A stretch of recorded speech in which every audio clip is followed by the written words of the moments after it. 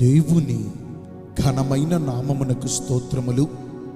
ఈ వాగ్దానమును వింటున్న మీకందరికీ మన ప్రభువును ప్రియ రక్షకుడైన యేసుక్రీస్తు నామములో శుభములు, మా హృదయపూర్వకమైన వందనములు.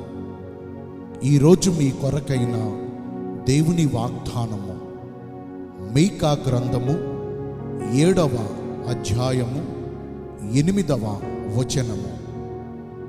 నేను అంధకారమందు కూర్చున్నాను, యెహోవా నాకు వెలుగుగా ఉండును. మంచి దేవుడైన యేసయ్య ఈ మంచి వాగ్దానమును నేడు మనందరి జీవితములలో నెరవేర్చునుగాక. ఆమేన్. ఈ వాగ్దానాన్ని మనము పరిశీలిస్తే, మన దేవుడు లోకమునకు వెలుగై ఉన్నారు. ఆయనలో చీకటి ఎంత మాత్రమును లేదు. ఆయన మన పక్షమునందుండి చీకటిమయమైన మన పరిస్థితులన్నిటినీ వెలుగుగా చేస్తారు.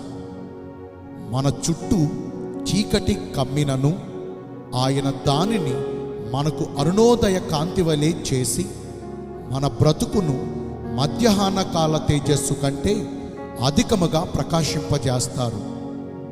ప్రభువగు యెహోవాయే మనకు నిత్యమైన వెలుగుగా ఉండి మన దుఃఖ దినములను సమాప్తపరిచి మన వేదనంతటినీ తొలగించి మన బాధలన్నిటిలో నుంచి, మన శ్రమలన్నిటిలో నుంచి మనలను విడిపించి కృంగి ఉన్న మనలను పైకి లేవనెత్తి దేశం యొక్క ఉన్నత స్థలముల మీద మనలను ఎక్కించి మన తండ్రి అయిన యాకోబు స్వాస్థ్యమును మన అనుభవములో ఉంచి మంచి పేరును, మంచి ఖ్యాతిని మనకు కలుగజేస్తారు.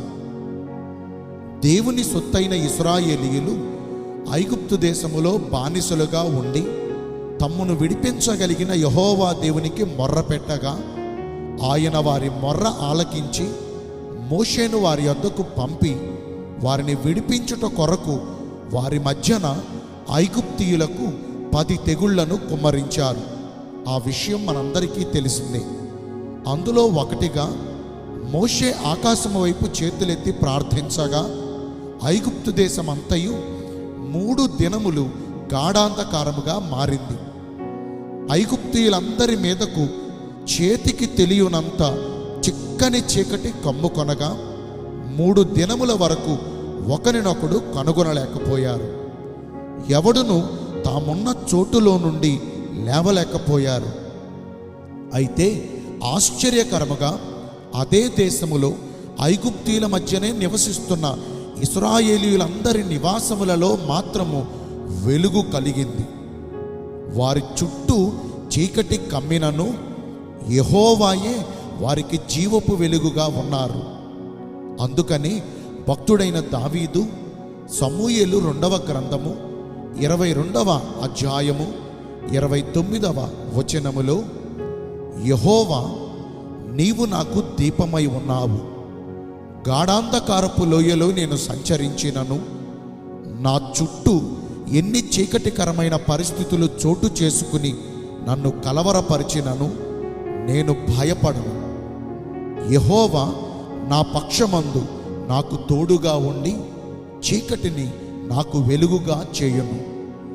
ఆయన సహాయము చేత నేను సైన్యములను జయింతును. నా దేవుని సహాయము వలన నేను ఎత్తైన ప్రాకారములను దాటుదును.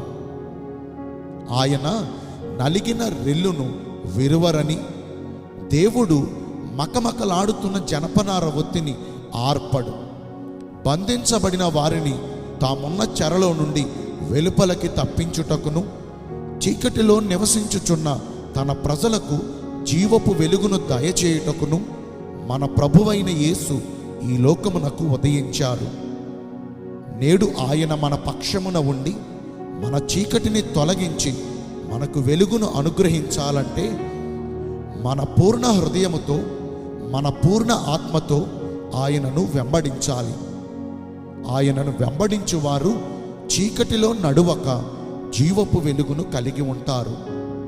ఆయన ఆజ్ఞలకు లోబడుచు, ఆయన మాటకు విధేయతను చూపుచు, సమస్త విషయాల్లో ఆయనకు అనుకూలముగా నడుచుకొనుచు మన పాప దోష అతిక్రమ క్రియలన్నిటినీ విసర్జించి ఆయన నామమందు భయభక్తులు కలిగి నడుచుకుంటే ఆయన మన జీవితాలలో నీతి సూర్యుని వలె ఉదయిస్తారు. నేను మీ అందరి కోసం ప్రార్థన చేస్తాను. పరిశుద్ధుడును ప్రేమ కలిగిన మా ప్రియ పరలోకపు తండ్రివైన దేవ, మీ కృప కలిగిన ఘనమైన నామమును బట్టి నిండు మనసుతో కోట్ల కొలదిగా మీకు మా కృతజ్ఞత స్తుతులు స్తోత్రములు వందనాలు చెల్లిస్తున్నామయ్యా. మా జీవితాలలో చీకటి అలుముకున్నప్పటికీ మీరు మా పక్షమునందుండి ఆ చీకటి నుంచి మమ్మల్ని విడిపించి మా బ్రతుకును వెలిగిస్తానని ఈ రోజున వాగ్దానము ద్వారా తెలియజేశారు. వాక్యానుసారముగా నడుచుకుని మా జీవితాలలో వెలుగును నింపుకునే కృపను నేడు మాకందరికీ దయచేయండి.